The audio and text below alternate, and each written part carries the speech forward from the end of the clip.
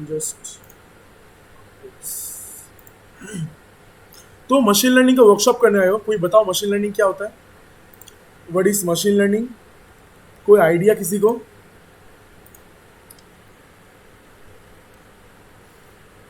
What is machine learning? क्या motive लेके आए हो वर्कशॉप में, मतलब क्या होता है machine learning?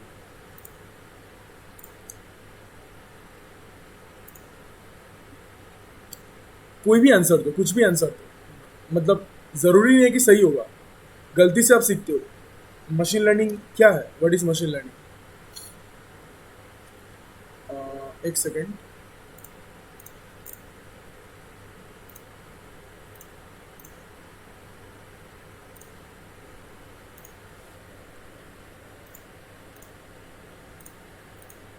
Okay, everything is visible. अब ठीक है, पूरा दिख रहा है सब कुछ।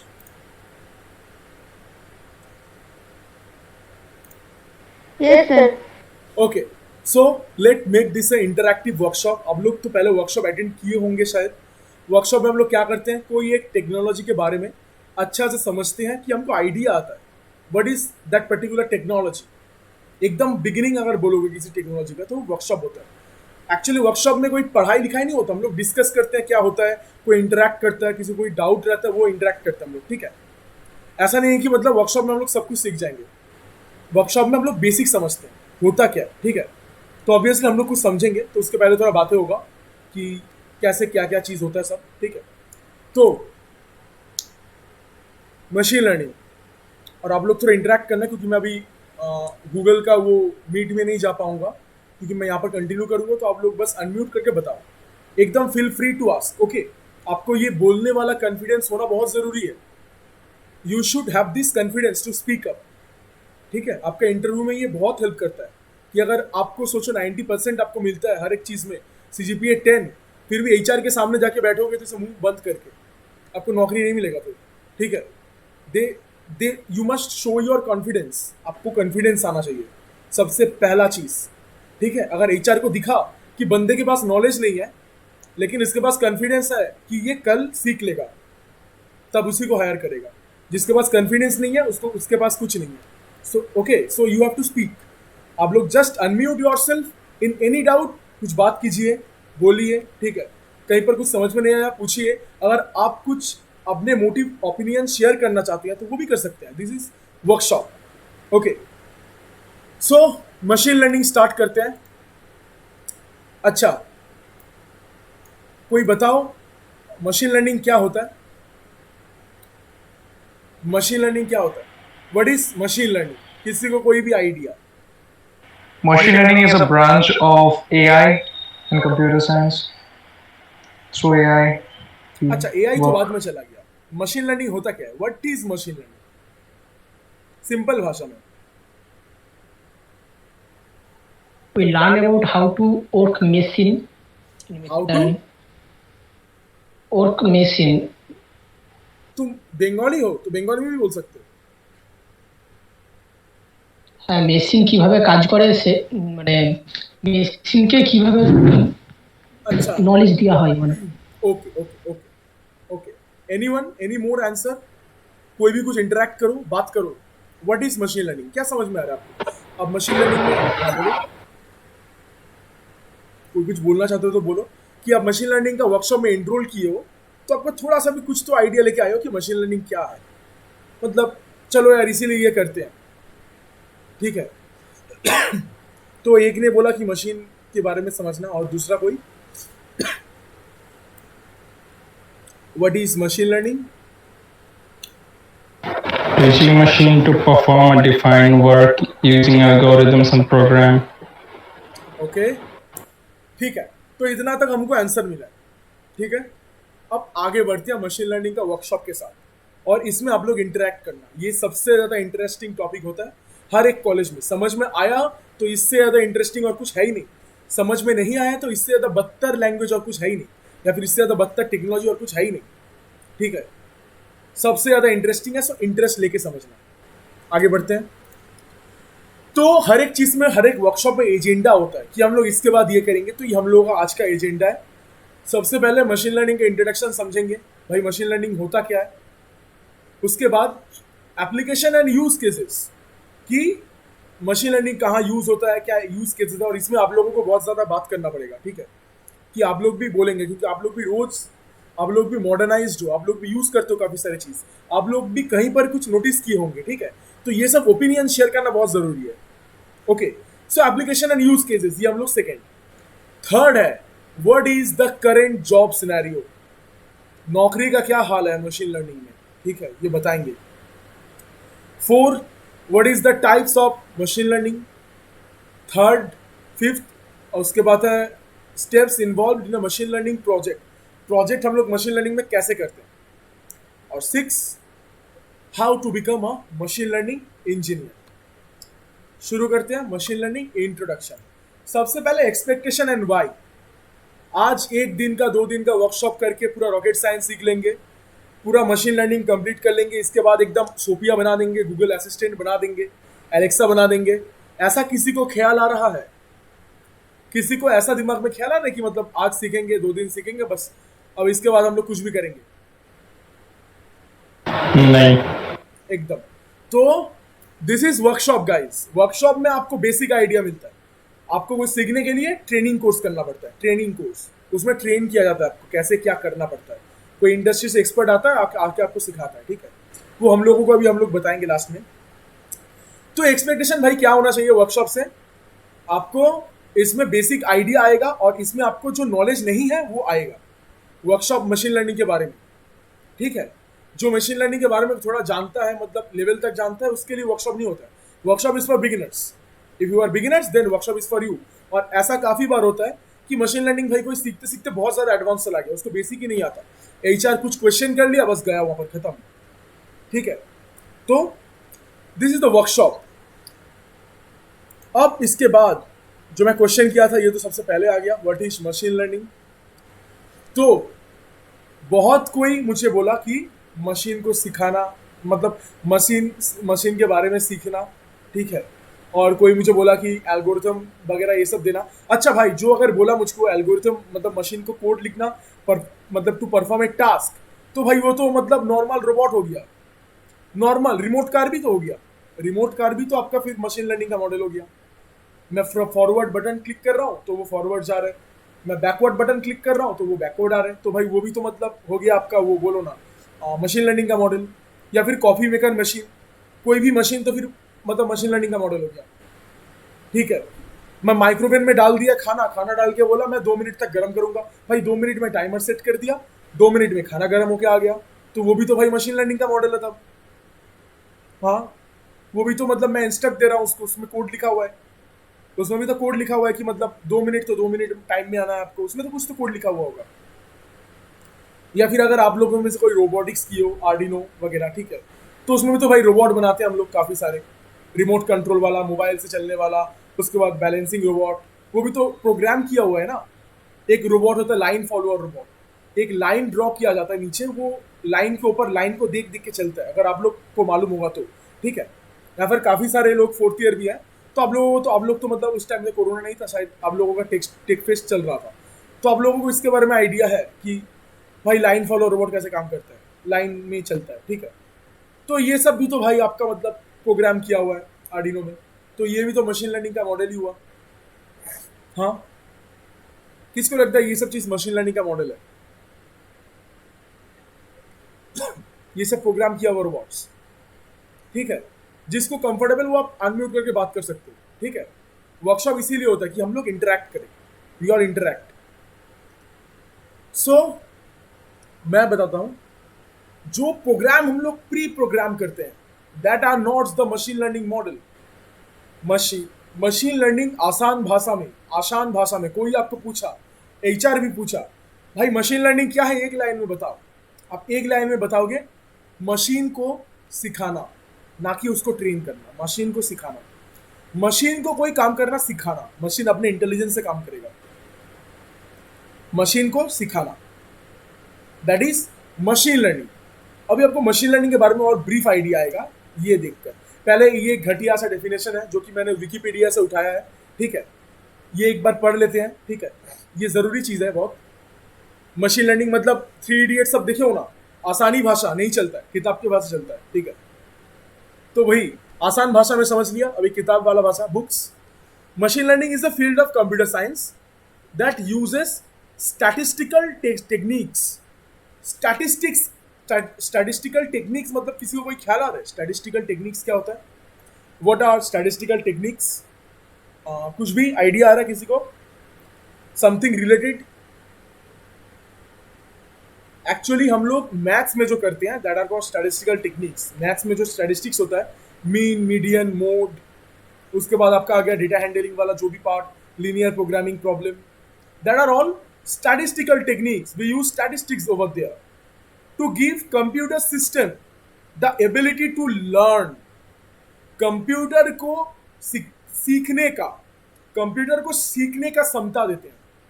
कंप्यूटर अपने आप से कुछ सीखेगा, उसका क्षमता हम लोग देते हैं।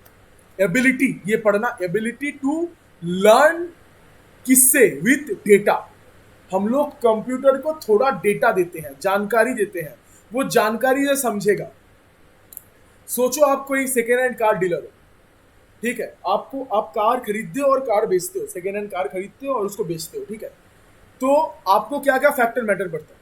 आप पहले इंडस्ट्री में जब आओगे आपको पता चलेगा कि अच्छा कितना किलोमीटर गाड़ी चला है, ये मैटर करता है। गाड़ी पेट्रोल है या डीजल है, ये मैटर करता है। उसके बाद गाड़ी कितना मॉडल का है, कितना ईयर का गाड़ी है, वो मैटर करता है। उसके बाद आपका क्या मैटर करता है?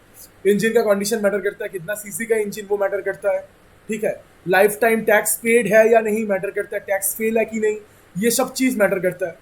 इंश्योरेंस है कि नहीं, ये मैटर करता है। तो ये सब डेटा है। जैसे ही आपको 2-3 गाड़ी का डेटा दे दिया जाएगा, आपका अंदर इंटेलिजेंस आ गया, अच्छा तो इसका अगर 2014 का मॉडल है तो ये अभी 6 लाख दाम पड़ेगा, तो 2015 का मॉडल कुछ 6.5 लाख दाम पड़ेगा। ये आपका खुद का आइडिया है, आपको आइडिया ऐसे आता है, ठीक है, कि भाई आइडिया आ जाता है। मतलब ऐसे डेटा अगर ये होगा तो ये होगा, थोड़ा डेटा आप मैनिपुलेट कर सकते हो अपने आप में, ठीक है। तो ability to learn with data without being explicitly programmed. Explicitly program का मतलब कोई बताना मुझे, किसी को अगर आता है तो। Okay, what is explicitly program? अगर ये ऑफलाइन होता तो मैं आपको चॉकलेट देता इसके लिए, लेकिन अभी ऑनलाइन है, मैं आपको ग्रेड बोल सकता हूँ, ठीक है। तो एक्सप्लिसिटली प्रोग्राम का मतलब क्या है? Without being explicitly programme.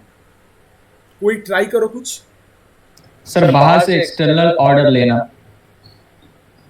ठीक है, सही बोले, बाहर से प्रोग्राम करना। हम अगर किसी चीज को प्रोग्राम कर दिया, मैंने लाइन फॉलोअर को बोल दिया तू बस कुछ नहीं कर, लाइन को बस फॉलो कर। ये सेंसर में अगर एक्चुअली क्या होता है, एक ब्लैक लाइन जाता है, एक 2 वाइट, मतलब सरफेस वाइट रहता है, तो 2 सेंसर रहता है, कलर सेंसर, IR सेंसर बोलता है उसको। एक वाइट लाइन को सेंस करता है और एक ब्लैक लाइन को सेंस करता है। तो और ऐसे करके वो मतलब जाता है, लाइन से निकलता नहीं है। ब्लैक होगा तो जर्किंग करके फिर अंदर आ जाएगा। तो ये प्रोग्राम लिखा हुआ है उसमें कि भाई तुमको इसके अंदर से जाना, मतलब ये ऐसा ही फॉलो करते हुए जाना, तो वो फॉलो कर रहा है आपका प्रोग्राम को। तो that is called explicitly program. और या फिर अगर आप बोलोगे कि सी का प्रोग्रामिंग तो कोई किए ही होंगे, या फिर कोई भी तो प्रोग्रामिंग लैंग्वेज आपको आता है, ठीक है। तो उसमें आप प्रोग्रामिंग में लिखे कि टू ऐड 2 नंबर्स।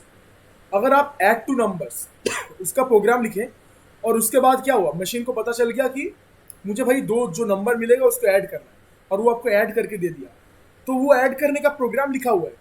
कल को अगर आप 2 नंबर की जगह 3 नंबर डालोगे तो आपको लैपटॉप गाली देगा, मतलब एरर देगा, ठीक है। तो आप 3 नंबर नहीं डाल सकते, उसमें इंटेलिजेंस नहीं है। आप 2 दिए तो वो गाली देगा, बोलेगा भाई 2 नंबर की जगह 3 नंबर क्यों डाल रहा है तू, ठीक है। 2 के लिए 2 ही होगा, आपका प्रोग्राम जैसे लिखा हुआ होगा वैसे ही आपका काम करेगा। So that is called explicitly programme.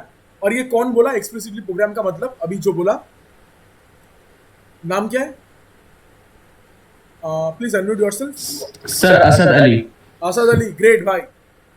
अभी तुम ऑफलाइन होते तो चॉकलेट मिलता तुमको, ठीक है, ठीक है। तो चलो, तो ये वाला थोड़ा देखना, ठीक है।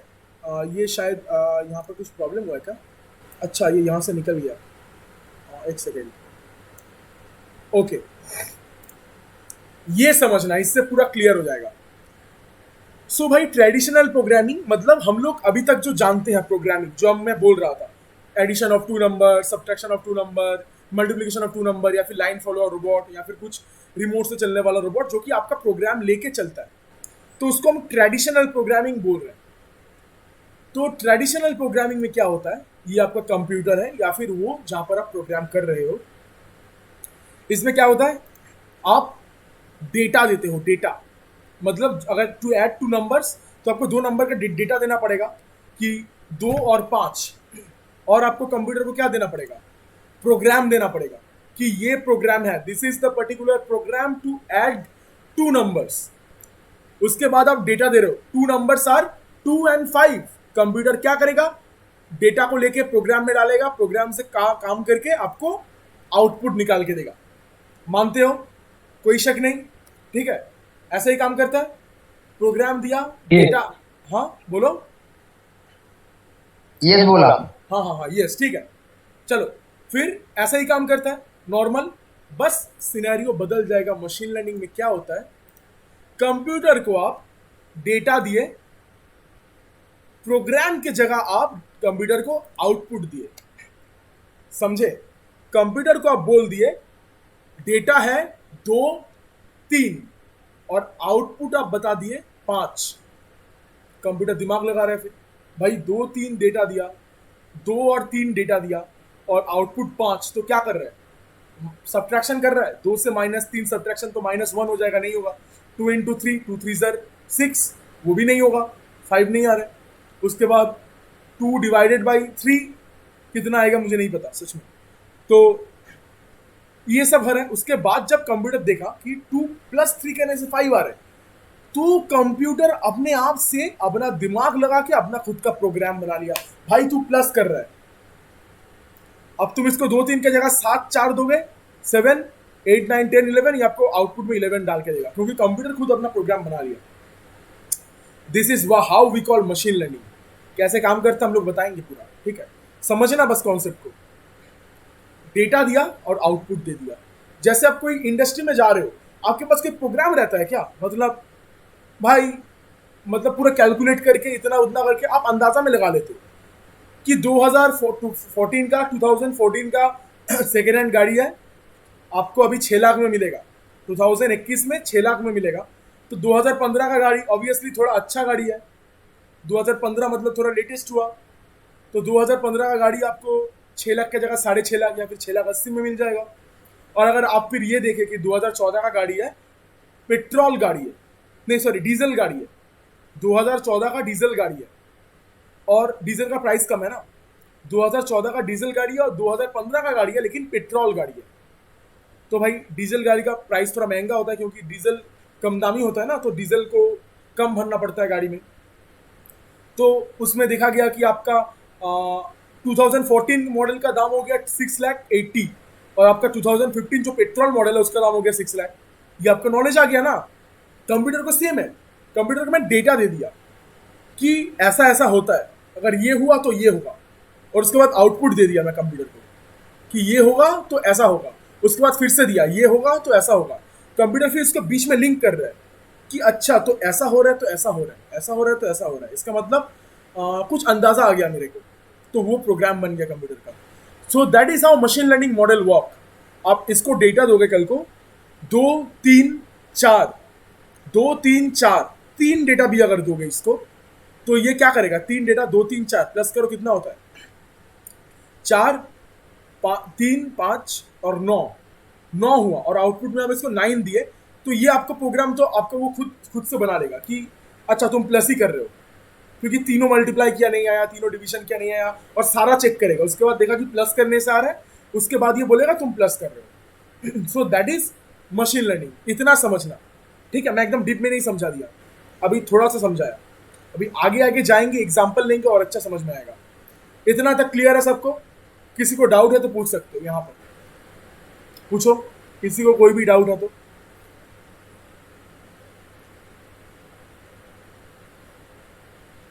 किसी को कुछ डाउट है? All right, continue. ओके, सो आगे बढ़ते हैं। अभी देखेंगे application and use cases. Application और यूज केसेस कहाँ कहाँ अप्लाई होता है और यूज केसेस क्या है, ये सबसे ज्यादा इंटरेस्टिंग है, इसमें आप लोग इंटरेक्ट करना थोड़ा, ठीक है? अगर आप लोगों को भी दिखा होगा तो आप लोग मेरे साथ बोलना। First, retail inventory optimisation. Retail inventory optimisation मतलब, एक सेकेंड, एप्लीकेशन, हाँ, रिटेल इन्वेंटरी ऑप्टिमाइजेशन। इसमें आपका क्या होता है, इसमें आपको रिटेल स्टोर देखे होंगे। सोचो मैं क्या बताऊं आपको। हाँ, ये समझो कि स्पेंसर में कोई गए हो, स्पेंसर, स्पेंसर, बिग बाजार, ठीक है, कहीं पर भी। तो इसमें क्या होता है, आप जब मतलब आप जब जाते हो तो जाने के बाद सोचो आप कल को, आपको ये एग्जांपल देना सही रहेगा कि नहीं मुझे नहीं पता। हाँ, अब ये सोचो कि आपका कोई छोटा सा एक शॉप है, आपका कोई छोटा सा दुकान है, ठीक है? या फिर आप अमेजोन या फ्लिपकार्ट को देखो। फ्लिपकार्ट बोलता है मेरे पास 6 करोड़ प्रोडक्ट्स है, 6 करोड़ प्रोडक्ट्स। तो उसमें हमेशा क्या उसके पास 6 करोड़ प्रोडक्ट्स रहता है? क्या उसके पास हमेशा 6 करोड़ प्रोडक्ट्स रहता है? सोचो जब गर्मी का मौसम है, गर्मी का मौसम में आपको, एक सेकेंड,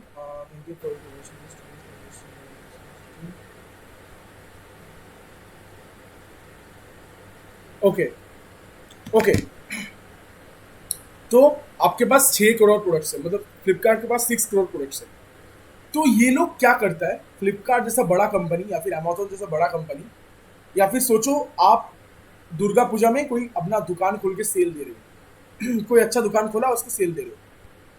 तो आप दुर्गा पूजा के टाइम ज़्यादातर विंटर सीजन आ जाता है, तो अब दुर्गा पूजा में क्या वो बेचोगे, मतलब या फिर आप विंटर सीजन को सेल दे रहे हो। अब विंटर सीजन में आप क्या मतलब नॉर्मल जो हाफ हाफ हैंड वाला टी शर्ट होता है वो बेचोगे, या फिर गर्मी का मौसम में आप स्वेटर बेचोगे। आपके पास प्रोडक्ट्स हैं लेकिन आप क्या वो करोगे? सो रिटेल इन्वेंटरी ऑप्टिमाइजेशन में क्या होता है, ये एक अच्छा एप्लीकेशन एंड यूज केसेस है। फ्लिपकार्ट क्या करता है, जब कोई उसका सेल आता है, मतलब सीजन के हिसाब से उस टाइम में लोग क्या यूज करता है, ठीक है? आपको मतलब विंटर के सीजन में आपको गर्मी का क्लोथ्स नहीं बेचेगा, या फिर गर्मी का सीजन में आपका विंटर का क्लोथ्स नहीं बेचेगा, मतलब बेचेगा। स्टॉक बढ़ाने का एक बात नहीं होता है कि अभी देखो विंटर में सब स्वेटर ही खरीदेगा, तो अब वो लोग तो ये नहीं करेगा ना कि मतलब नॉर्मल गर्मी का क्लोथ्स है उसको बढ़ा दिया बहुत ज्यादा और विंटर का भी बढ़ा दिया बहुत ज्यादा, तो उसको लॉस हो जाएगा क्योंकि गर्मी का क्लोथ्स नहीं बिकेगा। तो वो लोग क्या करता है, ऑप्टिमाइज करता है। आप लोग जैसे आप लोगों को सोचो एक और भी करता है वो लोग, आप लोग कहीं पर जब बाजार कोलकाता या फिर ऐसे जगह पर गए हो, या फिर कहीं पर भी अच्छा रेस्टोरेंट या फिर रेस्टोरेंट छोड़ के shopping mall, shopping market, super markets, वहां पर आपका मोबाइल नंबर मांगता है, नोटिस किए हो? मोबाइल नंबर मांगता है आपसे। वो लोग जब आप वहां पर जाते हो सुपर मार्केट वगैरह ये हाँ, सब, मानता है। हाँ, तो इसमें क्या करता है वो लोग, जब ये सब वो तुम करते फर्दर हो, अपडेट देने के लिए, हाँ, किसके लिए? फर्दर अपडेट्स लेने के लिए, मतलब एक्चुअली नॉट। कुछ। जब तुम उसको मोबाइल नंबर दे रहे हो वो तुम्हारा डेटा स्टोर करता है। तुम्हारा जो डेटा है कि तुम क्या खरीदे, सोचो तुम जा रहे हो बस वे प्रोटीन खरीद रहे हो, दूध खरीद रहे हो, प्रोटीन रिलेटेड चीज खरीद रहे हो। अब क्या करता है, महीना का एंड में वो लोग सारे डेटा निकालता है हर एक मोबाइल नंबर से, हर एक मोबाइल नंबर से जितना डेटा हुआ सब निकालता है। निकालने के बाद देखा आपका नंबर आया, आपके नंबर में देखा कि ये बंदा बहुत हेल्थ कॉन्शियस है और ये बहुत प्रोटीन वगैरह ये सब चीज़ खरीद रहा है। वो क्या करेगा, इतना जितना भी नंबर रहेगा, या फिर कोई गया बस अच्छा चीज़ खरीद रहा है, खाने का चीज़ खरीद रहा है, ठीक है, हर एक अच्छा वाला खाना का मसाला या फिर अच्छा खाना का चीज़ खरीद रहा है, तो वो लोग ये ऑप्टिमाइज करेगा करके, वो लोग क्या करेगा, आपका जो ये डेटा है कि आपका फ़ोन नंबर है, जो आप हेल्थ कॉन्शियस हो, तो आपका ये डेटा लेके किसी अच्छा जिम में सेल कर देगा और ये डेटा का प्राइस बहुत ज़्यादा होता है। आपका जितना भी डेटा है वो आपको लगता है कि स्टाइल मतलब अच्छा है कि अमीर दुकान से ले रहे हैं तो नंबर मांग रहा है, ठीक है। अगर कल को सोचो आपके घर के पास कोई सब्जी वाला आया वैन लेके, आपको बोला नंबर देना, तो थप्पड़ मार देगा उसको कि भाई तू नंबर कैसे मांगता है मेरा, मतलब ये इंसान है, ठीक है, मतलब बुरा इंसान है, तो मतलब नंबर मांग रहा है कैसे, ठीक है। तो बड़ा मतलब मॉल में आपसे नंबर मांगता है या फिर आप कुछ बोलते नहीं हो, तो कल को आपके घर के पास अगर कोई सब्जी वाला आ गया, वो मांग लेगा, आप उसको मार दोगे पकड़ के कि नंबर क्यों मांग रहा है, या फिर बोलेगा शर्म नहीं करता, ठीक है, नंबर मांगते हुए। तो यही चीज आपको ब्रांड में करवा दे रहा है, आपसे नंबर ले रहा है। और ये जो आपका डेटा है कि आप क्या चीज ज्यादा खरीद रहे हो, उस डेटा को लेके उससे रिलेटेड जो इंडस्ट्री होगा, अगर आप प्रोटीन खरीद रहे हो तो वो जिम इंडस्ट्रीज में आपका डेटा को सेल कर देगा। और आपको इसीलिए देखना कि कभी कभी आप कहीं पर कुछ किए नहीं हो, आपको मैसेज आ रहा है फोन में कि ये जिम ज्वाइन करो, या फिर यहाँ पर इतना डिस्काउंट चल रहा है, यहाँ पर ये ट्राई करो, ये सब चीज़ हो रहा है। तो ये इसके वजह से होता है रिटेल इन्वेंटरी ऑप्टिमाइजेशन, लोगों को ऐसे डेटा लेके डेटा ऑप्टिमाइज करना, ठीक है। अभी एक स्टोरी हुआ, तो स्टोरी मैं आपको बताऊंगा थोड़ा देर बाद, ठीक है। अभी ये रिटेल इन्वेंटरी ऑप्टिमाइजेशन छोड़ के इसके बाद वाला आता है social media sentiment analysis. Twitter का नाम, ट्विटर कौन यूज करता है? ट्विटर ट्विटर कौन यूज करता है? कोई किसी का ट्विटर अकाउंट है?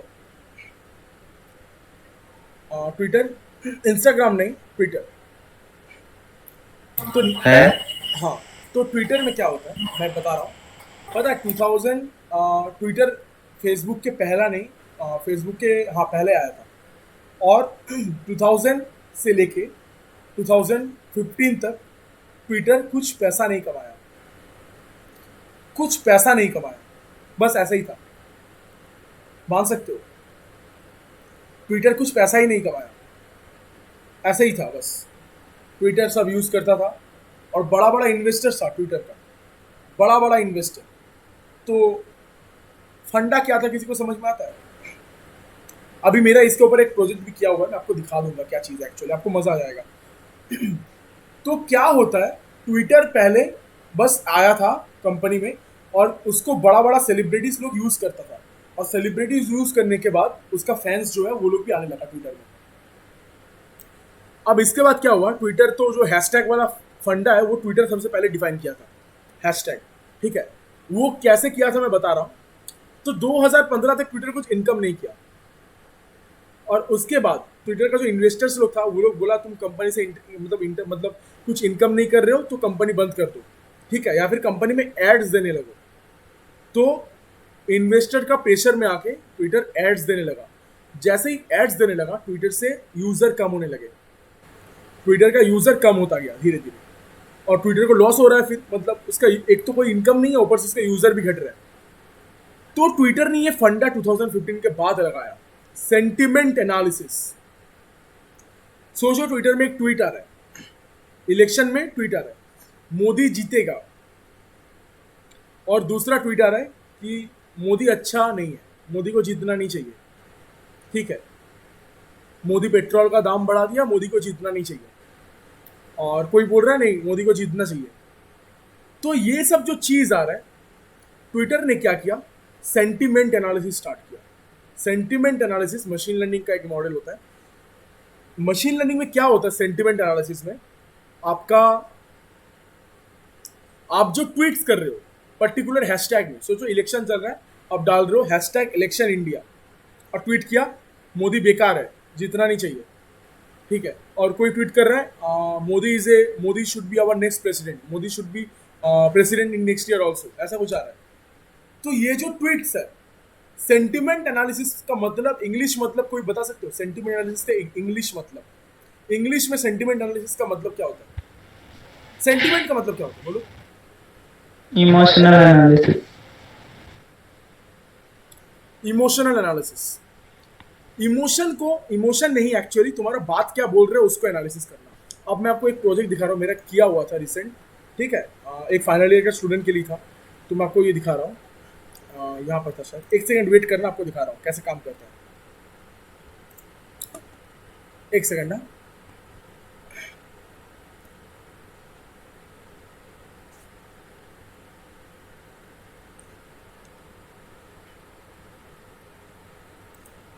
अब ये देख के मतलब घबरा मत जाना, ठीक है, ये हायर लेवल में काम होता है तो ऐसा होता है।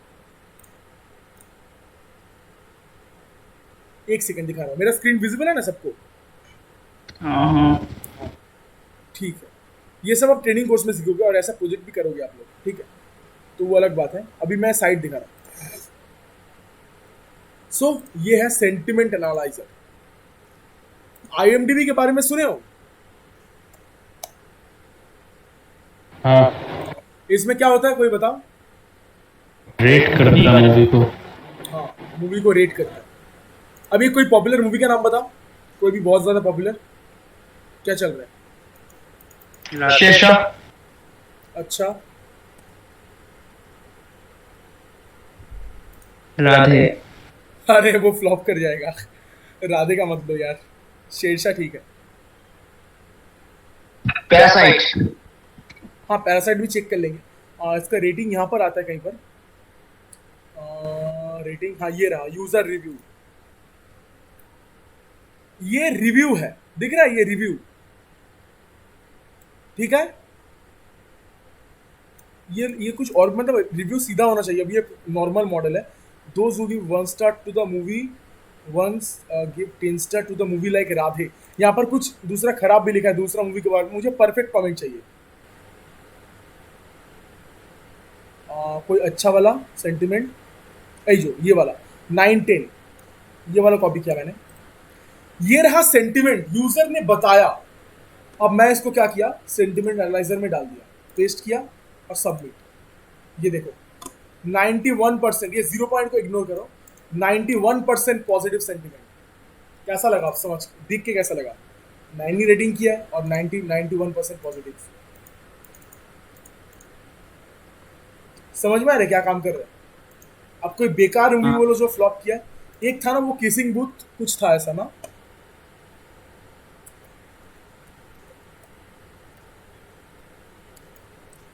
किसिंग बूथ, कुछ 2 था शायद। ये रहा, ये वाला मूवी का सबसे 72 कमेंट्स आया। मैं एक बार चेक किया था इसको, एक सेकेंड मैं दिखा रहा हूँ।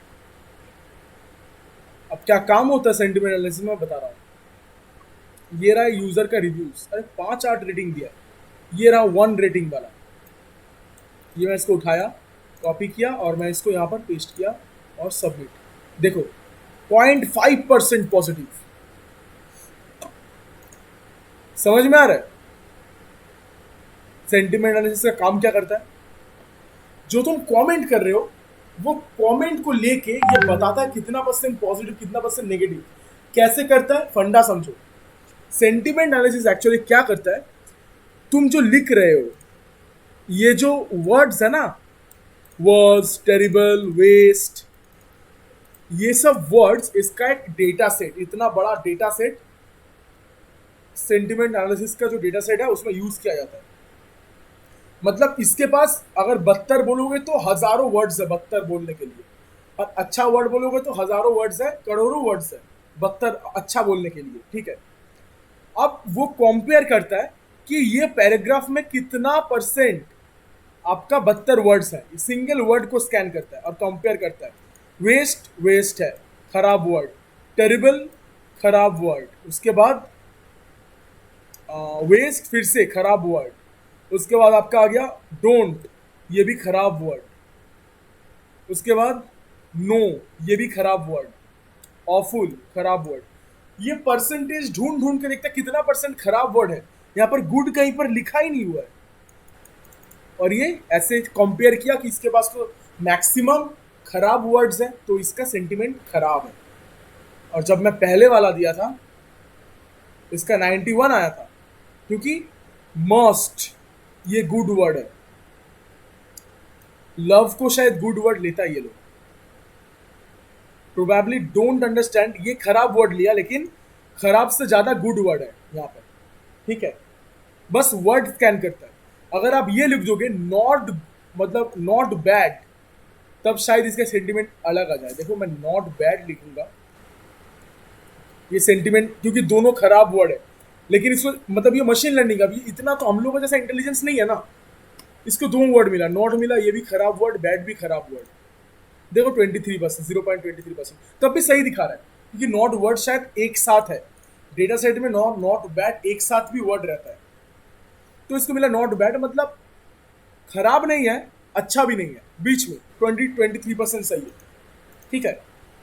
हम लोग कुछ अच्छा लगता है 50% होता है तब जाके गुड बोलते हैं, गुड में शायद 50% आएगा, 72% आ रहा है, ठीक है। एवरेज, एवरेज लिख के लिखते हैं, 50 आएगा एवरेज में। 5% आ रहा है, मतलब 50%, 0.5 मतलब 50%, 50 बाद में नहीं आता, ठीक है। 5% परफेक्ट काम कर रहा है। तो ये सब प्रोजेक्ट आप ट्रेनिंग कोर्स में बनाओगे, हम लोग जो ट्रेनिंग करवाएंगे उसमें तो रहेगा, इंडस्ट्रियल ट्रेनिंग है भाई, ठीक है। अब समझते हैं क्या काम करता है ट्विटर। ये लोगों ने आइडिया निकाला, बहुत मेहनत से आइडिया निकाला कि ऐड देने से तो सब घट जाएगा। अब सोचो कल को व्हाट्सएप ऐड देने लग गया आपको। यूट्यूब अलग चीज़ है, यूट्यूब में आपका मतलब करोड़ों वीडियो है, वहां पर आप नहीं रहोगे तो यूट्यूब आपका लॉस है। यूट्यूब से आपको सीखने को मिलता है। व्हाट्सएप को कल को आ जाएगा, लोग टेलीग्राम ज्वाइन कर लेगा, ठीक है।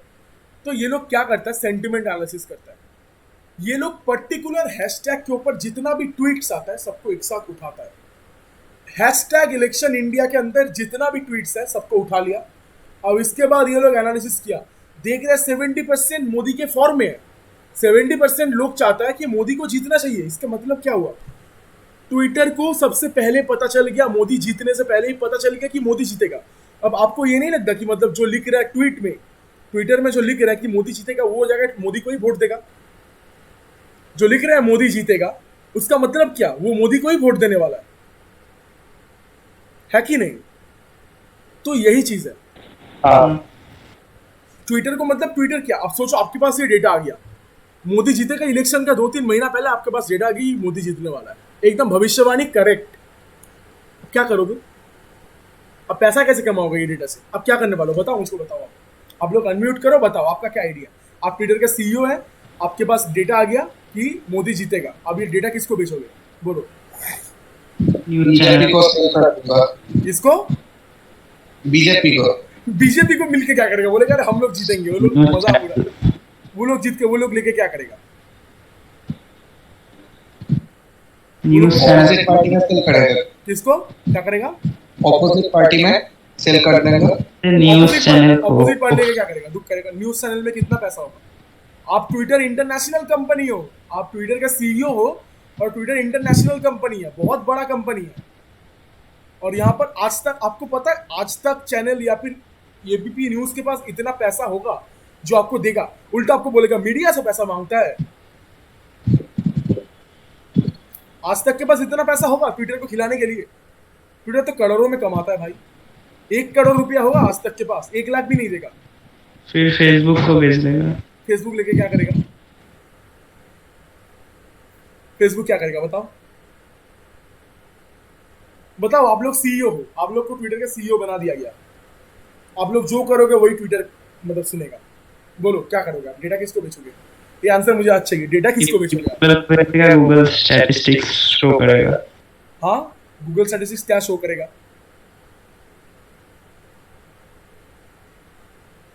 ठीक है।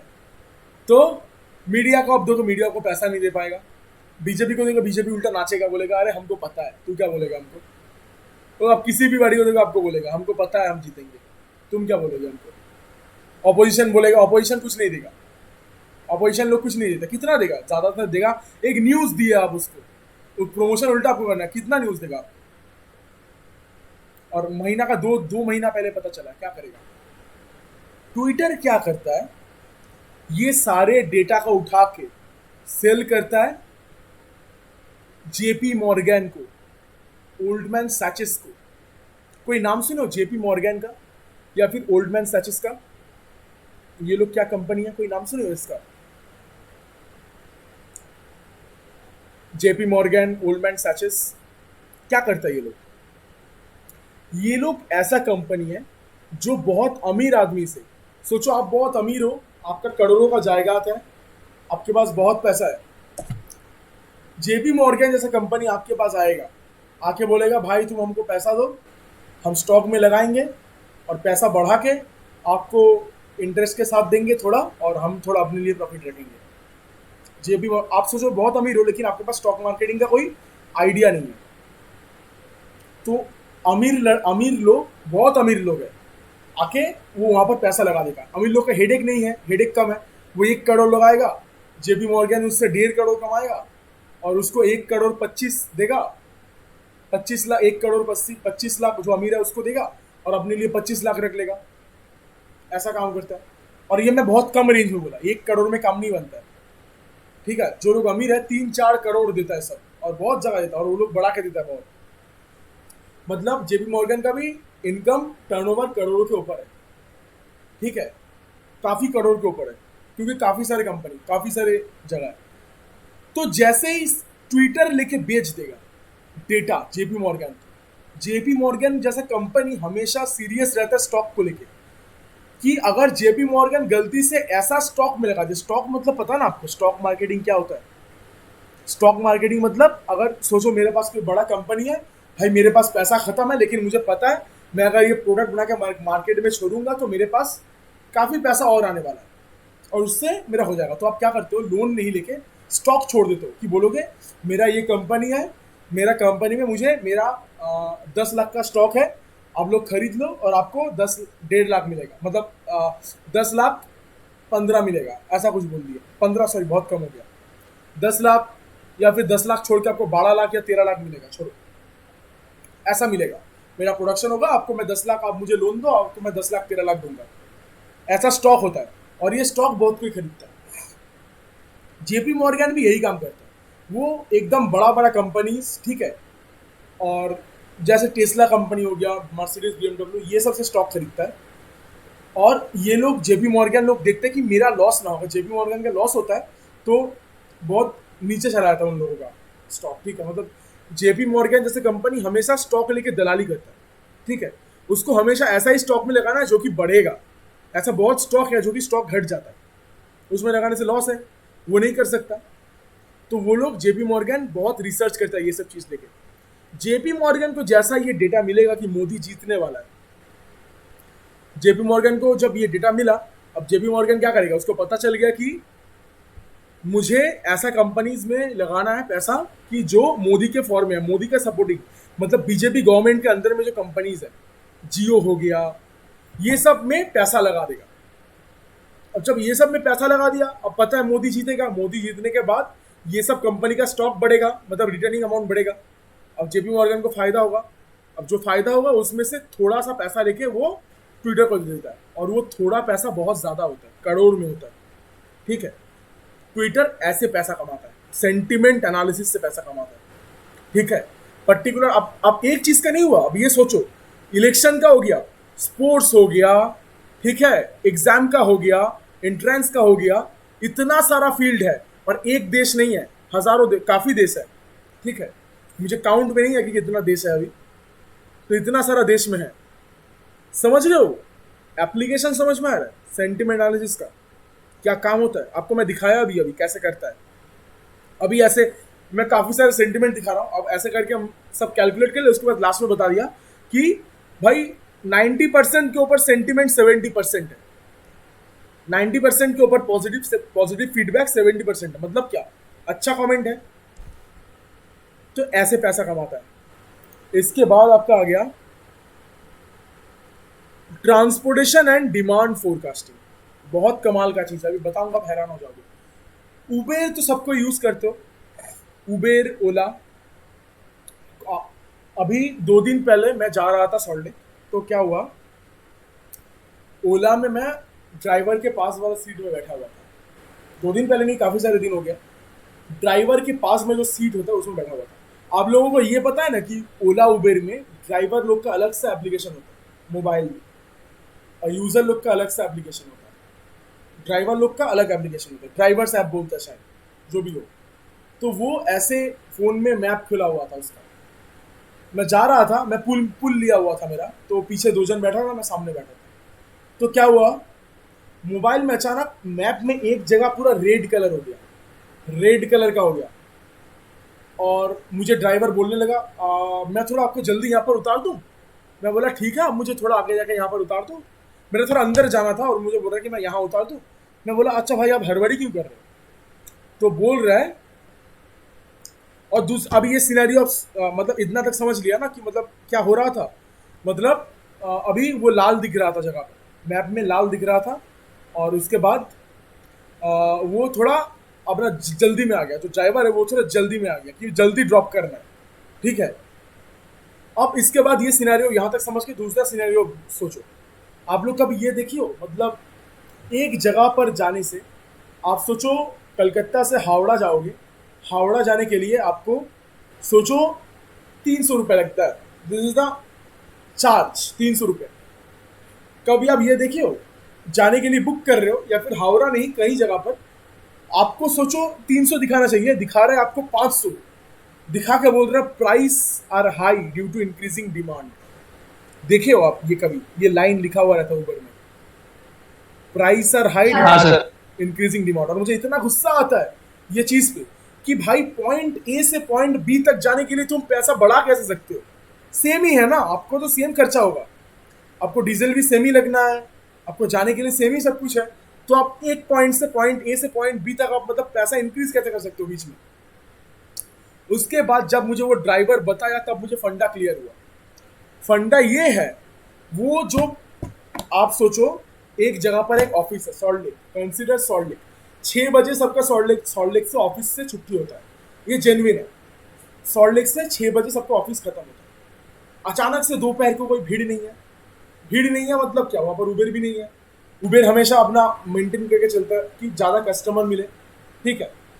अब वहाँ पर जब भीड़ नहीं है, उसका उबेर नहीं है, अब अचानक से 6 बजे छुट्टी हुआ, ऊपर क्राउड बढ़ गया, सबको उबेर चाहिए, सब बुकिंग करने लग गया, सब बुकिंग करने लग गया, एक साथ 100-200 बुकिंग करने लग गया।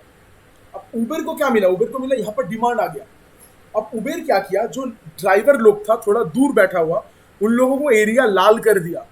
लाल करके ड्राइवर मुझे बता रहे कि भैया अगर मैं 15 मिनट में ये लाल एरिया के जगह पर जाऊंगा तो मुझे 15% इंसेंटिव ज्यादा मिलेगा।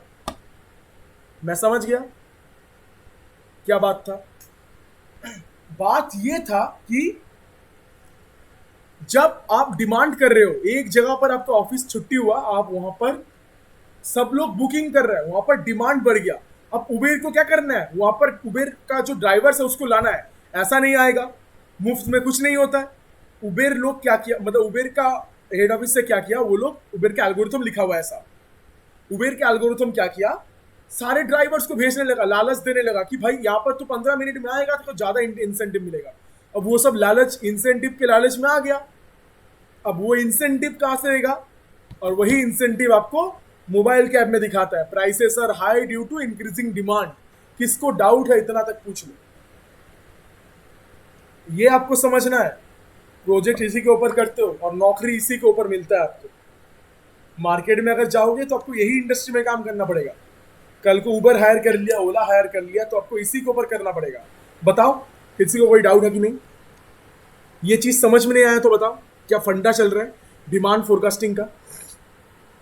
आपको डिमांड दिखा के, लालच दिखा के बुला रहा है।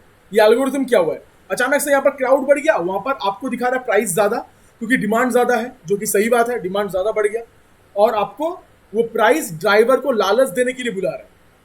ड्राइवर को बता रहा है इंसेंटिव ज्यादा मिलेगा, ड्राइवर लालच से आ रहा है। कितना तक क्लियर है? इतना तक क्लियर है सबको?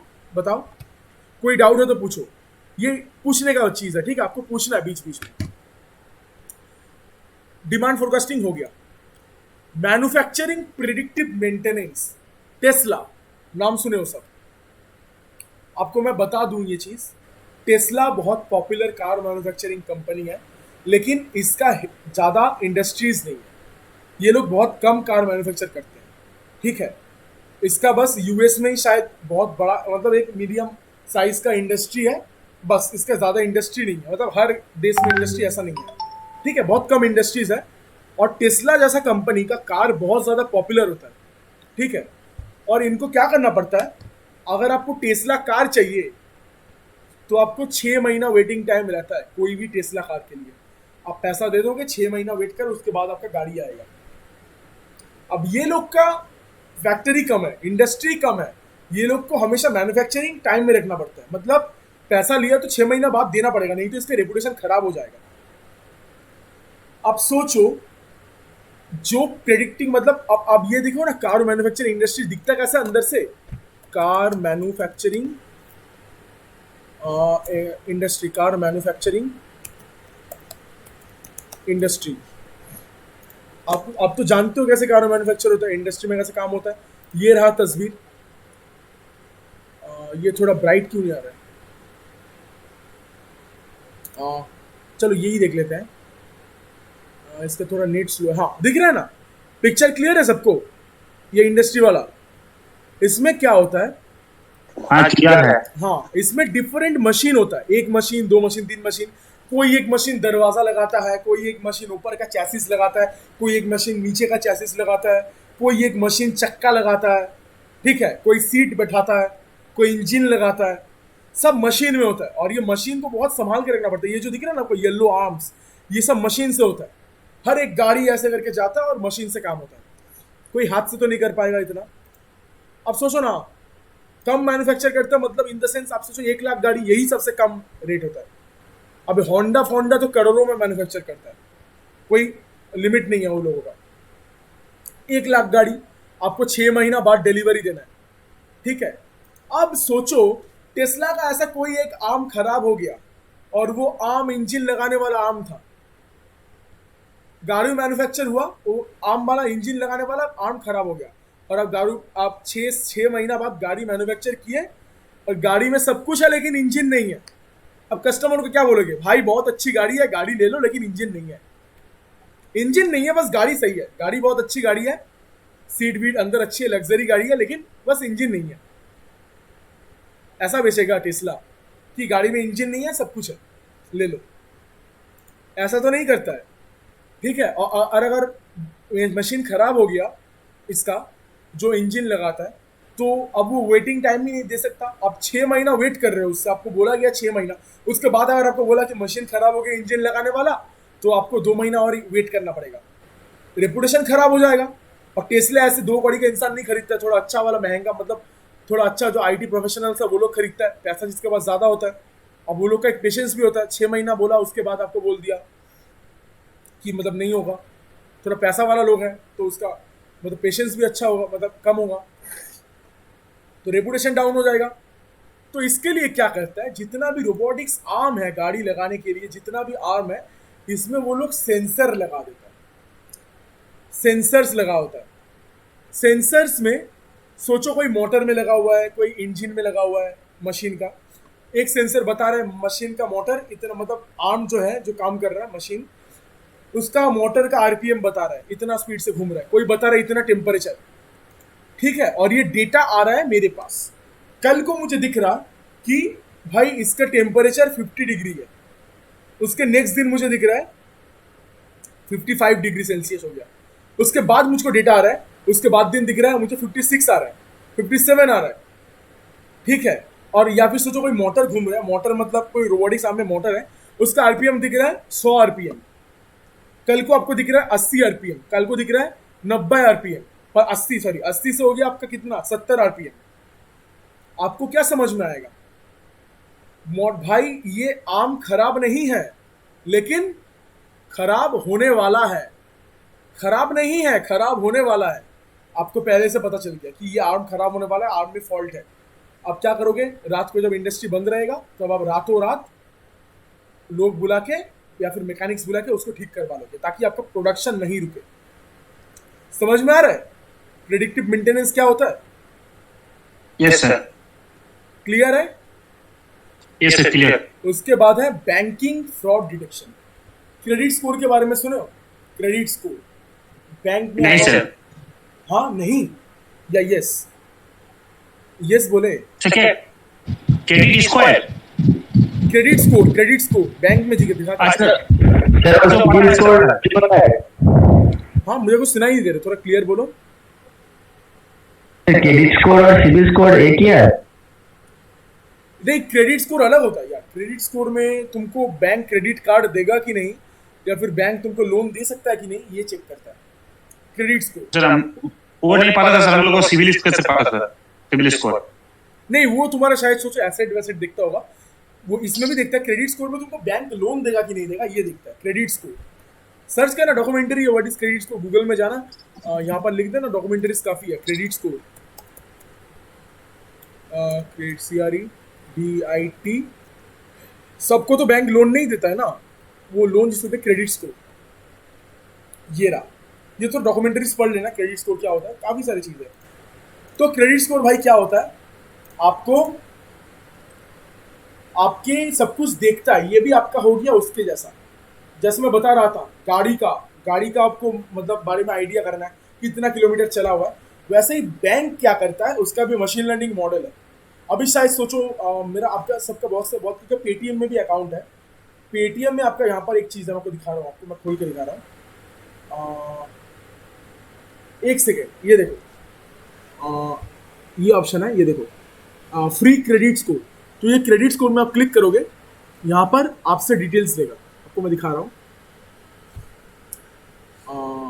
यहाँ पर enter your first and last name, हाँ हो गया।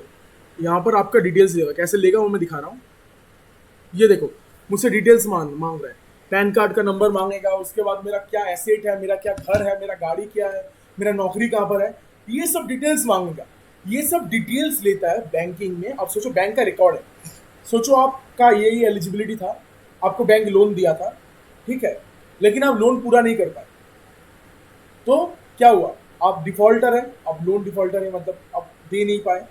तो बैंक के पास डेटा है कि इतना ये सब चीज़ रहने से ये लोन हमको दे पाएगा, मतलब लोन का अमाउंट मतलब रिटर्न दे पाएगा।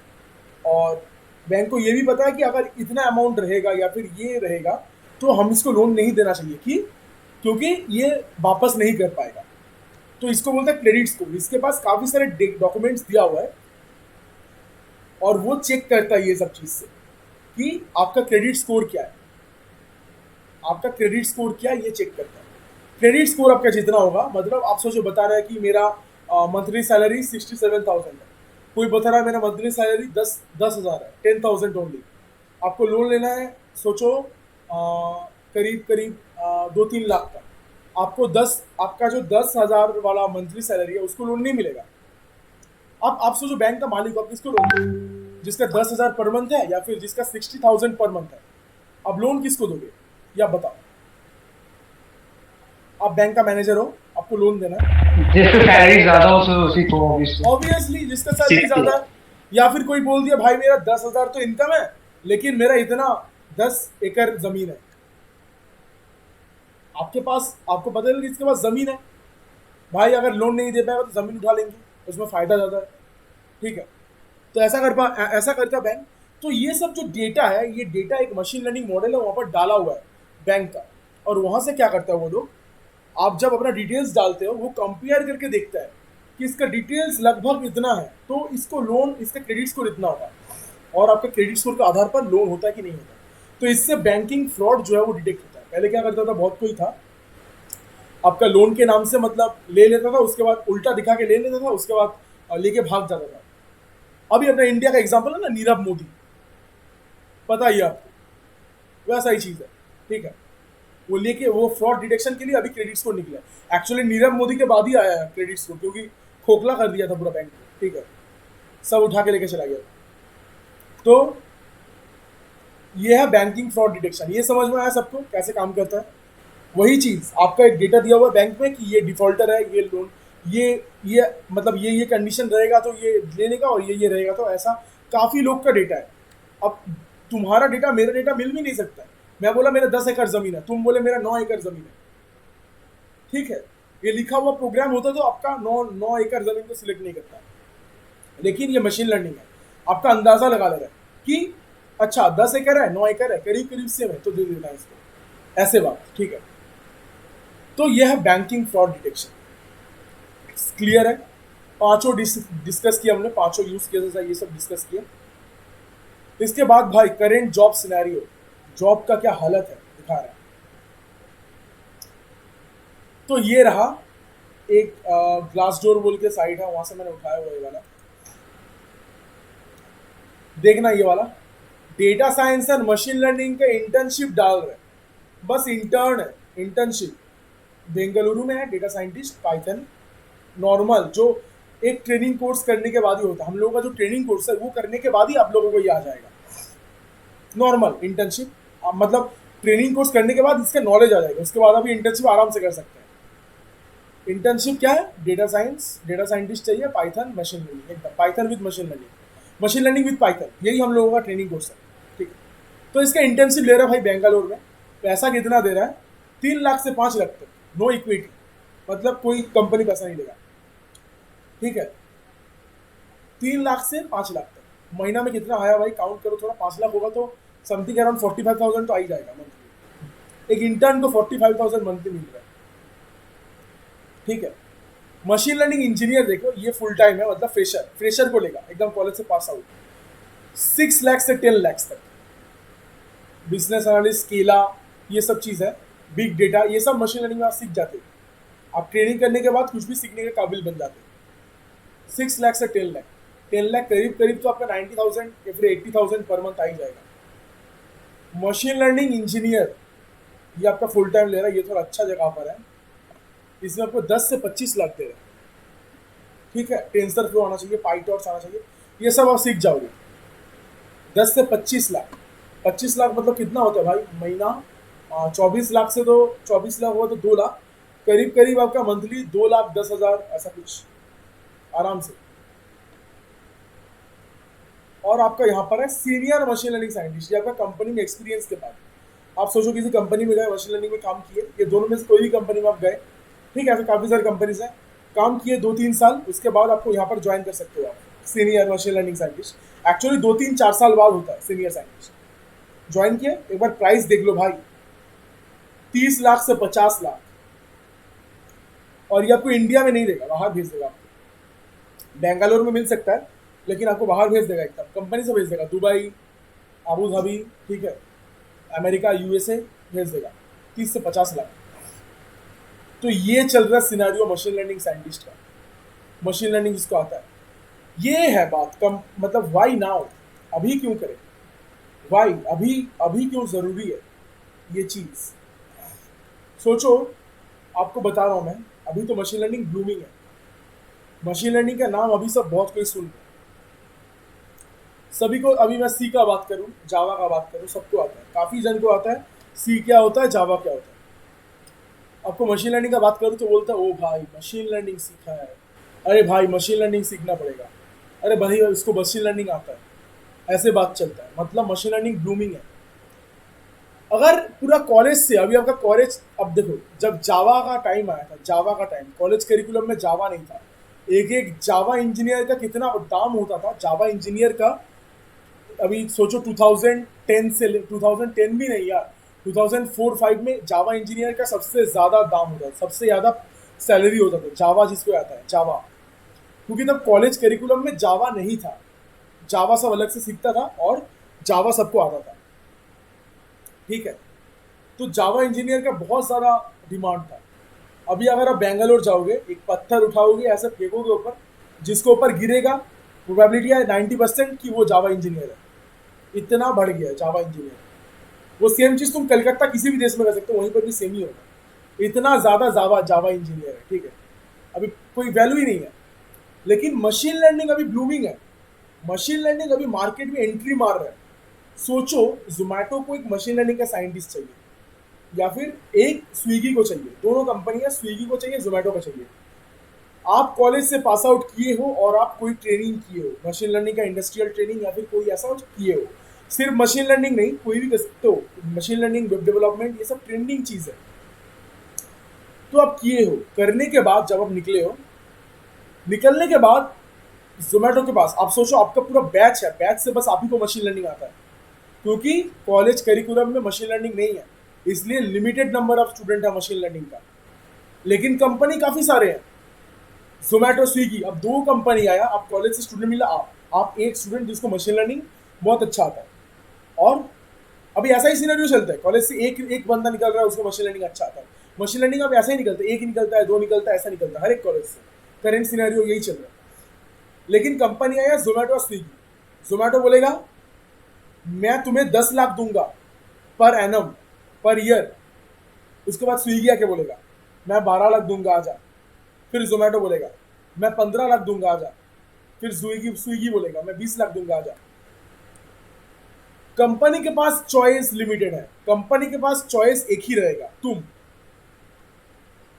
लेकिन तुम्हारे पास चॉइस काफी है, तुम्हारे पास काफी चॉइस है। आप जोमेटो में जाओ, आप स्विगी में जाओ, ये आपके पास चॉइस है, क्योंकि मशीन लर्निंग ग्लूमिंग है।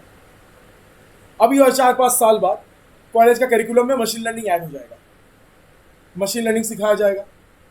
अब हर साल हजारों student machine learning pass out होकर निकलेगा, तब सिनेरियो बदल जाएगा। कंपनी के पास स्टूडेंट काफी सारे हैं, लेकिन आपके पास चॉइस नहीं है। कंपनी के पास चॉइस रहेगा, लेकिन अगर अभी सीखते हो तो आपके पास चॉइस रहेगा, आप किसके पास जाओगे? जो आपको ज्यादा पैसे देगा आप उसके पास जाओगे। लेकिन अभी 4-5 साल बाद मशीन लर्निंग जितना जैसे बढ़ रहा है, 4-5 साल बाद ऐसा ही सिनेरियो हो जाएगा कि काफी सारे लोग बढ़ जाएंगे मशीन लर्निंग जिसको आता है। तब कंपनी बोलेगा 5 लाख मैं दूंगा, आना है तो आ, नहीं तो जा, दूसरा आ जाएगा, मैं 5 लाख ही दूंगा। जावा का तो वैल्यू ऐसे ही घटा। जावा में पहले यही होता था कि भाई मेरे पास आ जा, मैं ज्यादा दूंगा, क्योंकि तब लोग कम था। अब जावा मैंडेटरी हो गया, जावा सबको आता है। अब कंपनी बोल रहा है भाई 3 लाख दूंगा, चलो 3.5 लाख में फाइनल करो, जैसे कि खरीद रहा है किसी को, ऐसा बात चलता है, ठीक है। तो ये है करंट सिनेरियो। और क्यों मशीन लर्निंग बढ़ क्यों रहा है? मशीन लर्निंग में ऐसा हालत नहीं आता है कि इतना ज्यादा मतलब ब्लूम कर रहा है मशीन लर्निंग, क्यों हो रहा है? सबसे पहला बात, 1.5 GB डेटा पर डे सपना था, रुला दिया एयरटेल को। एयरटेल वोडाफोन को रुला दिया। एयरटेल 1 GB डेटा बेचता था 300-400 रुपए में। अचानक से जियो आ रहा है, मैं हर दिन 1.5 GB दूंगा, ले ले। रुला दिया, पूरा मार्केट को रुला दिया, पूरा इंटरनेट का इंडस्ट्री बदल दिया, ठीक है। मतलब जैसे उबेर, मतलब सोचो ना, येलो वाला टैक्सी जो होता है, कलकत्ता का अगर हो तो येलो वाला टैक्सी होता है, तो वो एयरटेल वगैरह ये सब था, या फिर जो भी कंपनी है नेट प्रोवाइड करता था, इंटरनेट। मैं तुमको बोल रहा हूँ, मैं झूठ नहीं बोल रहा हूँ, मेरे पास 2 मॉडेम है, ठीक है। मॉडेम मैंने कहाँ रखा हुआ है, और पहले यूज तो मैं दिखा रहा हूँ आपको। शायद मेरे पास होगा, अभी मैं दिखा दूँ आपको। आप लोग शायद यूज़ किए हो पहले ये सब चीज़, ऐसे यूज़ होते था। मेरे पास मॉडेम अगर रहेगा तो मैं दिखा दूँगा आपको, 1 सेकेंड। नहीं, अभी शायद मेरे पास मॉडेम नहीं है। हाँ, मॉडेम मिल गया मुझे। ये नहीं, मॉडेम नहीं है, खाली है, बैग खाली है। हाँ, मिल गया। ये रहा। इसे देख के पहचानते हो? इसे पहले कभी यूज किए हो ये चीज? मॉडेम। ये चीज पहले कभी कोई यूज किए हो कंप्यूटर में डाल के? ये इसके अंदर हाँ क्या सर, सिम कार्ड स्कूल में किए थे। एकदम भाई। 5 GB इंटरनेट के लिए, 5 GB एक महीना इंटरनेट के लिए 1600 रुपया, 1600 पे करना पड़ता था इसमें। ये टाटा फोटोन प्लस है। इसमें एक दिन क्या हुआ था, मैं तब उतना छोटा था, मैं थोड़ा छोटा था, ठीक है। और तब वो बोलो ना, ऑनलाइन गेम्स बहुत चलता था, ठीक है। तो मैं क्या किया था, मेरा पापा भर के लाया था वो 5 GB, और मैंने 4 GB खत्म कर दिया था। इतना मार पड़ा था मुझको ना, मतलब पीठ में दाग अभी भी, ठीक है। तो इतना महंगा आता था ये डेटा, ठीक है। अभी देखो, मैं 16 रुपीज दूंगा, मुझे वोडाफोन में एक दिन में 1 GB मिल जाएगा। इतना डेटा का, ये डेटा रिवॉल्यूशन जो आ गया, सबके पास हर रोज 1.5 GB डेटा है। ये होने के बाद इंडस्ट्री में टिकटॉक जैसा कंपनी ब्लूम किया। डेटा काफी है सबके पास, फिजूल का डेटा हर दिन वेस्ट हो जाता है। क्या करूं इस डेटा का? इतना डेटा है, कुछ भी करता हूं, सबके पास काफी सारी डेटा है, और इसीलिए मशीन लर्निंग ब्लूम करने लगा। दूसरा चीज है मूर्स लॉ। मूर कौन है बता सकते हो? मूर कौन है? किसी को कोई भी idea? Who is Moore? Search करके मत बताओ, आइडिया है तो बताओ, नहीं तो मैं बता रहा हूं। मूर कौन है? इंटेल जो है ना, इंटेल कंपनी, इंटेल प्रोसेसर का कंपनी, उसका फाउंडर है, सीईओ है, सीईओ फाउंडर। अभी शायद है या नहीं, मर गया, नहीं पता मुझे, लेकिन वो फाउंडर है इंटेल का। ये एक लॉ दिया है, एक नियम बोला है हम लोगों का, प्रोसेसर का इंडस्ट्री को आगे बढ़ाने के लिए एक नियम दिया है कि जितना हर 1 साल में, हर 1 साल या हर 4 साल, ऐसा कुछ था, हर 2 साल ऐसा कुछ था शायद, मैं कुछ भी बोल रहा हूं, हर 2 साल में आपका जो प्रोसेसर है उसमें जितना ट्रांजिस्टर्स बैठते हैं, जितना कोर्स है, कोर्स का रेट डबल हो जाएगा, और प्राइस आधा हो जाएगा। ये रूल था, मतलब प्राइस घटेगा और उसका कोर्स डबल हो जाएगा। कोर्स समझते हो प्रोसेसर में होता है, समझ लो कुछ एक चीज प्रोसेसर में होता है, ट्रांजिस्टर्स होते हैं प्रोसेसर के अंदर, वो कोर्स डबल हो जाएगा और प्राइस घटेगा। ये नियम में सबको चलना है, वो बोल के गया था। नोटिस करो, सबसे पहले फोन आता था, फोन 512 MB रैम, कितना रुपया में था वो? एक सैमसंग का फोन था, और मेरा पास एक सैमसंग का फोन था ऑन 5, उसमें आपका रैम है 2 GB और 8 GB का स्टोरेज है, 2 GB RAM, 2 GB RAM only, ठीक है। उसका दाम लिया था, मुझे पूरा पता है, 8500। अभी एक रेडमी का मोबाइल मेरे मम्मी के लिए मैं लिया था, वो रेडमी का मोबाइल, उसमें आपका रैम है 4 GB, स्टोरेज है 32 GB, 32 GB, 8 GB स्टोरेज था वो सैमसंग का फोन में, 32 GB स्टोरेज, और इसमें आपका रैम है 4 GB, यानी डबल रैम। प्राइस कितना है पता है? 7,000 रुपया, 7,000 रुपीज। काम किया कि नहीं काम किया? अभी ये फोन है, इसमें आपका 4 GB रैम, 64 GB का है, इसका आपका 10,000 रुपीज का प्राइस है। पहले आपका एक फोन आता था, आपको याद है? वो फेंक के मारने से, किसी किसी के ऊपर फेंक के मारोगे तो मर जाएगा, नोकिया का आता था, क्या नाम है उसका बताओ ना, 5233 कुछ था नाम उसका, ठीक है। अपने टाइम में 12,000 रुपया का फोन था वो, उस टाइम का 12,000 रुपीज का प्राइस है। मतलब समझ रहे हो क्या हो रहा है?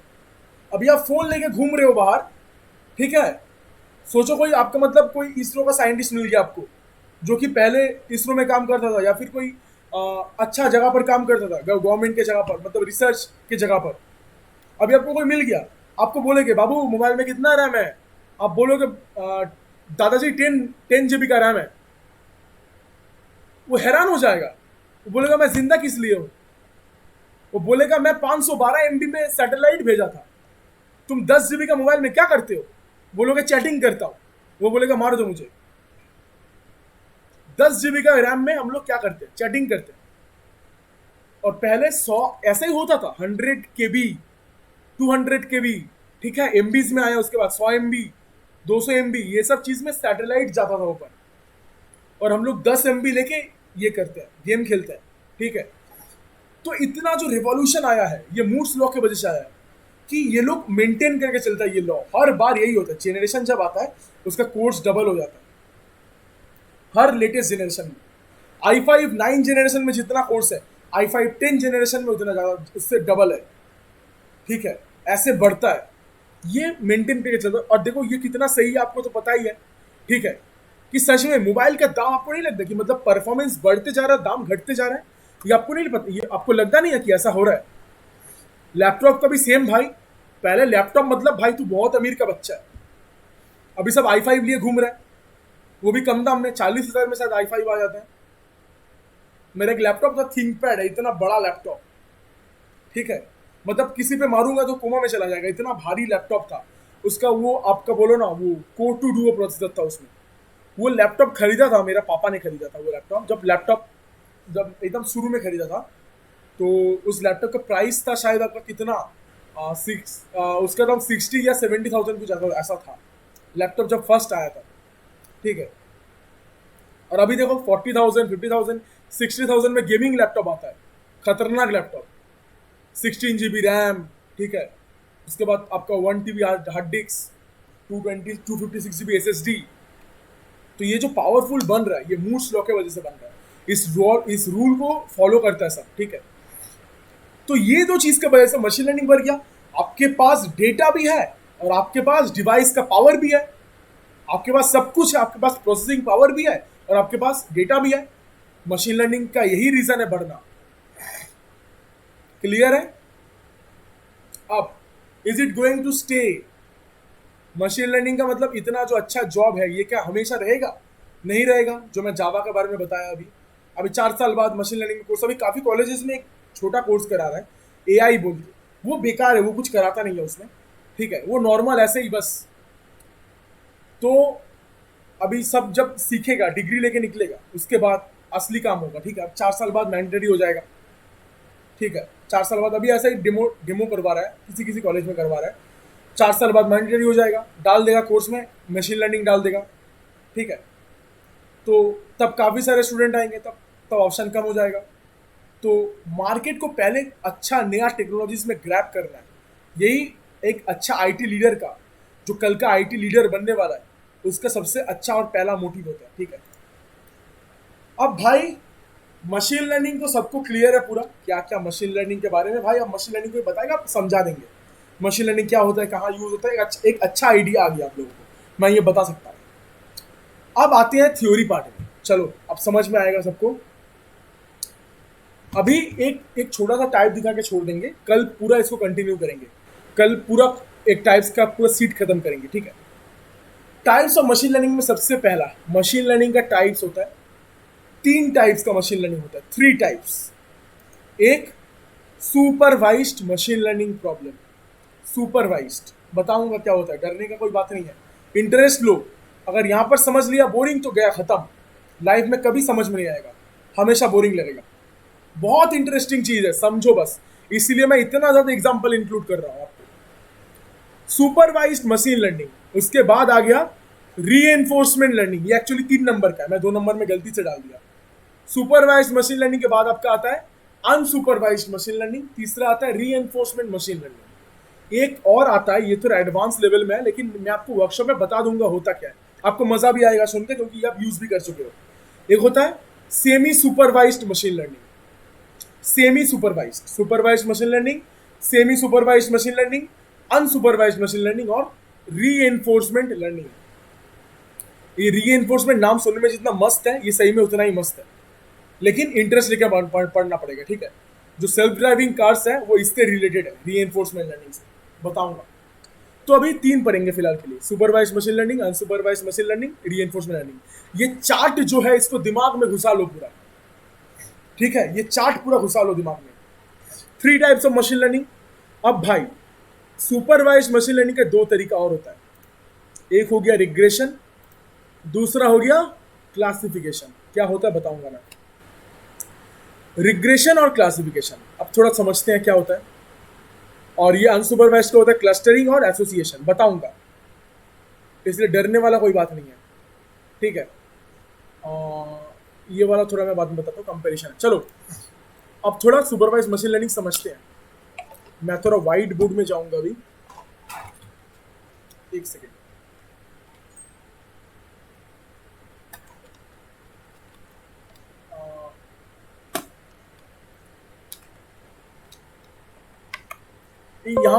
यहाँ पर किसी को कोई भी डाउट हो तो पूछो, कोई भी डाउट पूछो।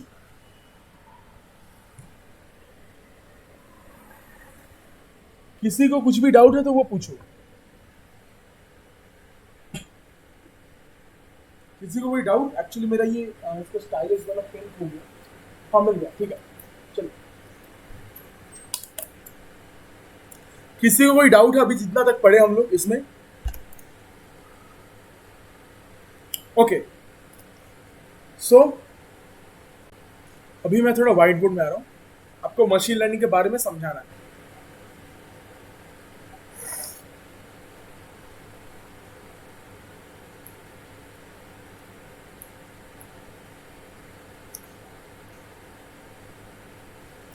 मेरा स्क्रीन सबको विजिबल अभी दिख रहा है, सबको व्हाइट बोर्ड क्लियर? हाँ इसको ध्यान से समझना, अगर ये समझ गए तो कॉन्ग्रेचुलेशंस, आप मशीन लर्निंग इंजीनियर बन सकते हो, ठीक है। समझना एकदम ध्यान से। ये है मशीन लर्निंग। मशीन लर्निंग में मैं क्या बोला,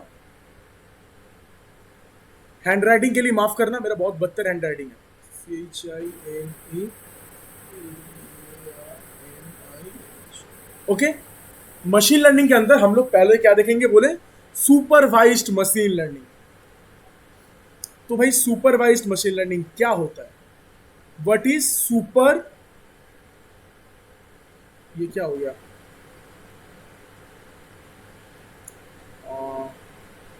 सुपरवाइज्ड मशीन लर्निंग। ध्यान से समझना, जैसे जैसे बोलूंगा वैसे समझना। Supervised machine learning is a algorithm of machine learning. Graph को देखते हैं ना, algorithm of machine learning, it's algorithm of machine learning जो क्या करता है, अपने आप को ट्रेन करता है। एक second, supervised machine learning is a algorithm of machine learning जो ट्रेन करता है अपने आप को with input data and output data. समझना, उसके बाद ये अपना खुद का प्रोग्राम बनाता है।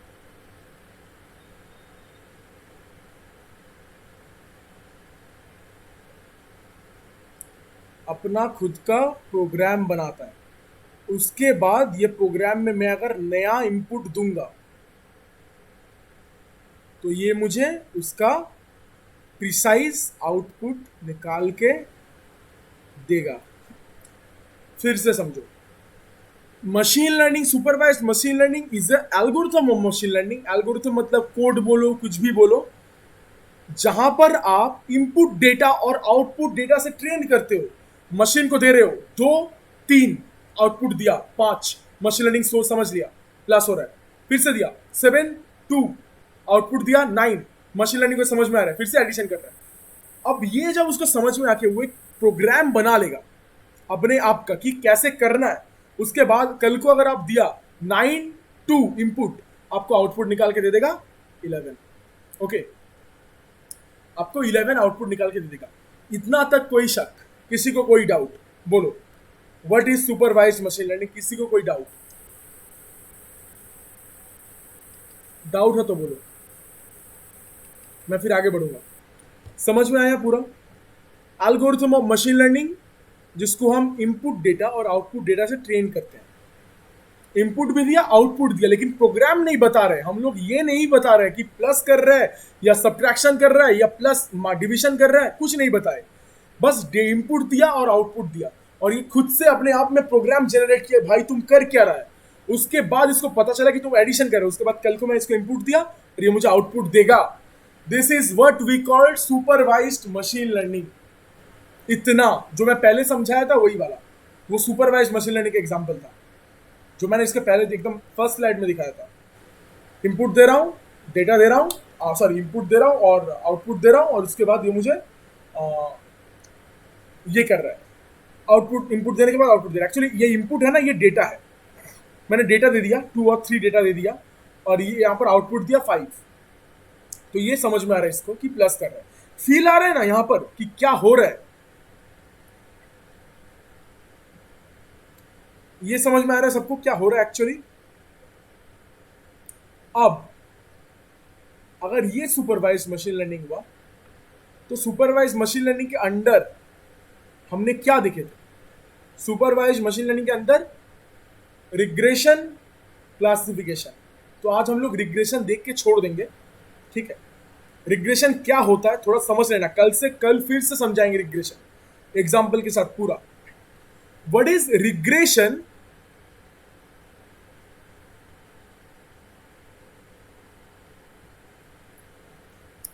What is regression?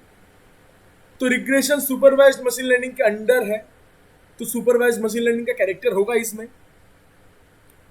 This is an algorithm of machine learning जो कि इनपुट डेटा जिसमें हम प्रोवाइड करते हैं और आउटपुट डेटा हम प्रोवाइड करते हैं।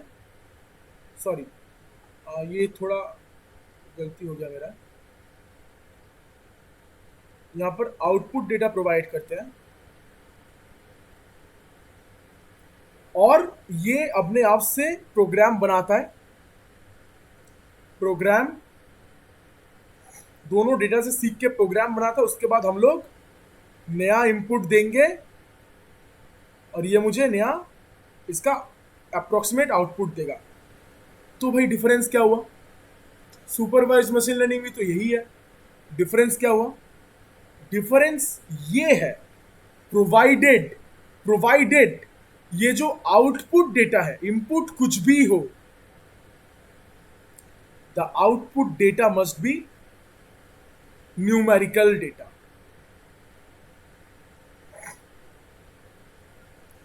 The output data must be numerical data. Supervised machine learning में सिर्फ यही बताते हैं, इनपुट और आउटपुट, लेकिन सुपरवाइज्ड मशीन लर्निंग बोल के कुछ होता नहीं है। सुपरवाइज्ड मशीन लर्निंग होता, बोलते हैं रिग्रेशन और क्लासिफिकेशन। सुपरवाइज्ड मशीन लर्निंग का अंडर है। अगर मैं आपको बोल दिया एनिमल्स और बताया नहीं कि कौन सा एनिमल, तो आपको क्या पता चलेगा? एनिमल एक कैटेगरी है, सुपरवाइज्ड मशीन लर्निंग एक कैटेगरी है, उसके अंदर जो रिग्रेशन और क्लासिफिकेशन होता है, एल्गोरिथम इनके होते हैं। समझ में आया? एनिमल्स अगर मैं बोल दिया तो कुछ तो नहीं हुआ। अगर एनिमल्स के अंदर मैं बोला टाइगर और पैंथर, तब जाके दो चीज हुआ, दो एनिमल के बारे में समझ में आया। तो same supervised machine learning is the category, उसके अंडर रिग्रेशन, इसमें हम बोलेंगे बस नॉर्मल इनपुट आउटपुट, और इसमें हम बोलेंगे इनपुट देंगे जो डेटा से हम ट्रेन करेंगे, जो डेटा मॉडल से हम लोग मशीन मतलब लर्निंग मॉडल को ट्रेन करेंगे, उसका इनपुट होगा कुछ भी और आउटपुट होगा न्यूमेरिकल। इनपुट कुछ भी मतलब दो कैटेगरी होता है, एक होता है न्यूमेरिकल, ये एक्चुअली मेरा पेन थोड़ा गड़बड़ कर रहा है, ओके, एक्चुअली दो डेटा होता है, एक होता है न्यूमेरिकल और दूसरा होता है कैटेगोरिकल। ठीक है, यस नो, कुत्ता बिल्ली, कैटेगोरिकल। न्यूमेरिकल मतलब 1 2 3 3.5 95 75 न्यूमेरिकल। समझ में आ रहा है? नॉर्मल लॉजिक, एकदम नॉर्मल लॉजिक। रिग्रेशन में, रिग्रेशन इज द एल्गोरिथम जहां पर हम मशीन लर्निंग मॉडल को ट्रेन करते हैं विथ इनपुट डेटा। हमने इनपुट दे दिया 2 3 और आउटपुट दे दिया 5। आउटपुट क्या दिया? 5। इसका मतलब क्या हुआ? 5 क्या है? न्यूमेरिकल है। तो ये कौन सा हुआ? This is a regression problem. HR पूछ लेता है आपको कि बोलो तो मैं 2 3 दिया और 5 आउटपुट दिया, तो ये कौन सा टाइप का मशीन लर्निंग प्रॉब्लम हुआ? This is a regression problem. This is a regression problem. मैंने आपको ये दिया कि मेरा कट ऑफ 2000 है, सोचो किसी रैंक में बता रहा हूं, 2000 रैंक है और मार्क्स मिला है मुझे 70, मेरा एडमिशन होगा कि नहीं? आउटपुट में दिया यस या फिर दिया नो। तो ये जब कैटेगोरिकल हो गया, that is what we called classification. Same चीज, बस अगर रिग्रेशन के जगह मैं लिख दिया यहां पर क्लासिफिकेशन, ये भी तो आपका सुपरवाइज्ड मशीन लर्निंग के अंडर, ये दोनों का बाप, मतलब ये दोनों सुपरवाइज्ड मशीन लर्निंग प्रॉब्लम के अंदर में आता है। Supervised machine learning is the category, इसके अंदर 2 आता है। अगर ये है एल्गोरिथम, अगर इसमें आप इनपुट डेटा देंगे, अरे दिस इज द एल्गोरिथम, यहां पर आप दिए इनपुट, एल्गोरिथम आप यहां पर दिया इनपुट और यहां पर दिए आउटपुट से ट्रेन किया।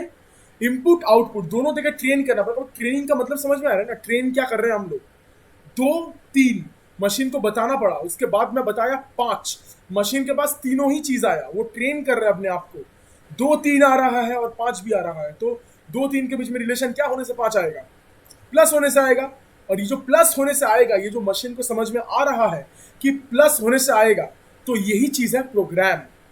अब कल को अगर आप कोई 2 वैल्यू और देंगे या फिर 3 वैल्यू और देंगे, वो एडिशन करके आपको दे देगा। दैट इज द मेन फंडा। यहां पर आप आउटपुट दिए और ये आपका प्रोग्राम बना रहे हैं। प्रोग्राम बनाने के बाद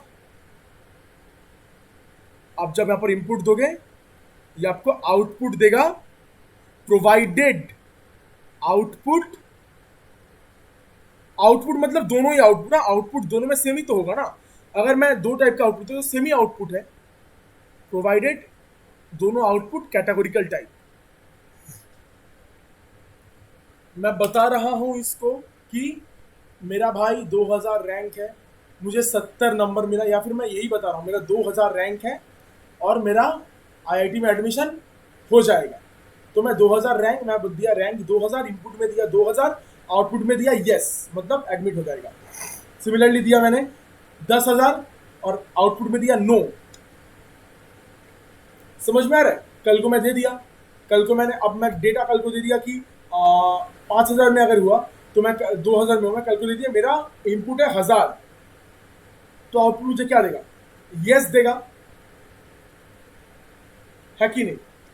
सिमिलरली रिग्रेशन में वैसा ही होगा, 2 3 5 9 2 11 इनपुट में देंगे, फिर 7 2 वो प्लस करके मुझे न्यूमेरिकल डेटा दे रहा है 7 2 9। समझ में आ रहा है? कुछ नहीं। अगर आउटपुट आपका इनपुट भाड़ में जाए, इनपुट कैटेगोरिकल भी हो सकते हैं, न्यूमेरिकल भी हो सकते हैं, कुछ भी इनपुट कैटेगोरिकल भी हम कल फिर से अच्छा से और अच्छा से समझेंगे। न्यूमेरिकल और कैटेगोरिकल कुछ भी हो सकते हैं इनपुट, लेकिन आउटपुट का न्यूमेरिकल अगर हुआ, output, if output is numerical, then the particular problem is called regression problem. If the output is categorical, then the particular problem is called classification problem. किसी को यहां पर कोई डाउट? बोलो, किसी को यहां पर कोई doubt? Just unmute yourself and speak up. सबको समझ में आ गया? कोई डाउट?